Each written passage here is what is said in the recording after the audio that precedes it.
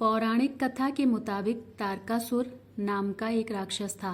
उसके 3 पुत्र थे, तारकक्ष, कमलाक्ष और विद्युन्माली।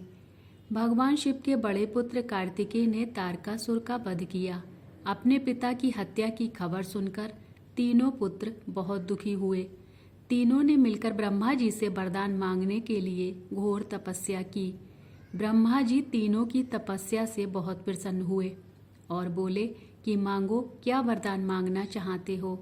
तीनों ने ब्रह्मा जी से अमर होने का वरदान मांगा, लेकिन ब्रह्मा जी ने उन्हें इसके अलावा कोई दूसरा वरदान मांगने को कहा।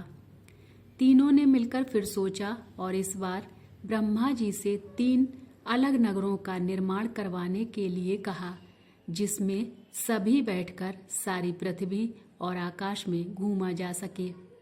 1000 साल बाद जब हम मिलें और हम तीनों के नगर मिलकर एक हो जाएं और जो देवता तीनों नगरों को एक ही बार से नष्ट करने की क्षमता रखता हो, वही हमारी मृत्यु का कारण हो। ब्रह्मा जी ने उन्हें ये वरदान दे दिया। तीनों वरदान पाकर बहुत खुश हुए।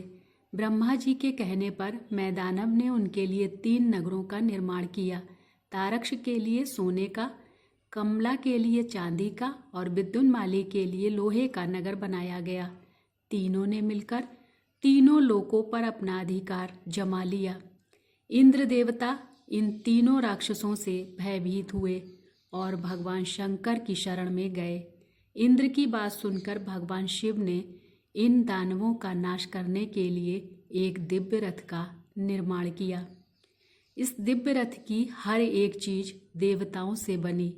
चंद्रमा और सूर्य से पहिए बने। इंद्र, वरुण, यम और कुबेर रथ के 4 घोड़े बने। हिमालय धनुष बने और शेष नाग प्रत्यंचा बने। भगवान शिव खुद बाण बने और बाण की नोक बने अग्निदेव। इस दिव्य रथ पर सवार हुए खुद भगवान शिव। भगवानों से बने इस रथ और तीनों भाइयों के बीच भयंकर युद्ध हुआ। जैसे ही ये तीनों रथ एक साथ सीध में आए, भगवान शिव ने बाण छोड़ तीनों का नाश कर दिया। इसी वध के बाद भगवान शिव को त्रिपुरारी कहा जाने लगा। यह वध कार्तिक मास की पूर्णिमा को हुआ, इसीलिए इस दिन को त्रिपुरारी पूर्णिमा के नाम से भी जाना जाने लगा। जय श्री कृष्णा। राधे राधे।